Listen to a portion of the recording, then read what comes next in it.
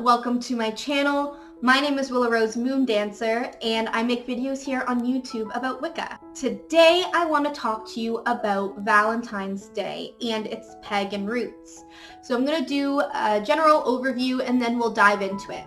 So essentially what I'm going to be talking about today are just theories. No one really knows the exact origins of Valentine's Day. But it is thought that there used to be a Roman love lottery that was held around Lupercalia, I believe is how you say it. And it was turned into a Christian holiday about Saint Valentine.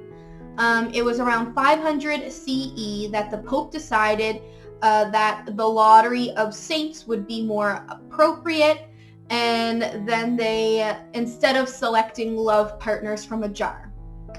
So let's talk about the love lottery first and what it is.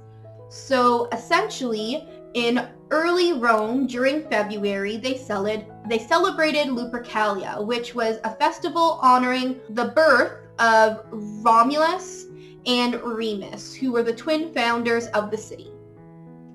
Over time, this festival became more about honoring fertility and the coming of spring.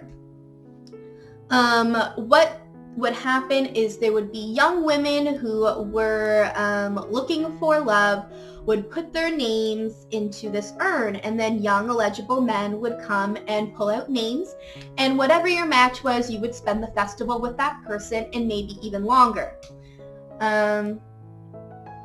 But during the rise of Christianity, it was deemed a pagan and immoral around 500 CE, as we said before. It is important to note, though, that we do not know if this lottery actually existed. It is a legend. However, it is a very cool one that I totally think could have been a thing. The Pope at the time, I'm going to say his name once and try and say it, and then I'm just going to refer to him as the Pope afterwards because I'm not totally sure how to say his name, but it's something like Gelasius, Gelasius. But the Pope had this idea that they should replace the holiday with something more spiritual, more Christian-based. So instead of pulling the names of young women out of the urn, they would pull the names of saints out of the urn, and it was done to try and encourage the men to be more saint-like in the coming year. So that is the legend, if you will, of how Valentine's came to be. However, if you don't know who Saint Valentine is, I just have a little bit of information about him for you. So Saint Valentine was declared the patron of lovers by the Pope. He was thought to possibly be a young priest, although we're not sure, who disobeyed Claudius, who was the emperor at the time, by performing wedding ceremonies for young men. Because I don't know completely, but what I gathered was if you were married, then you weren't able to just be sent to war, I guess. And usually the emperor preferred to get young men to enlist into the military, do their service, and then get married. But St. Valentine was marrying men before they did their military service. And he didn't like that.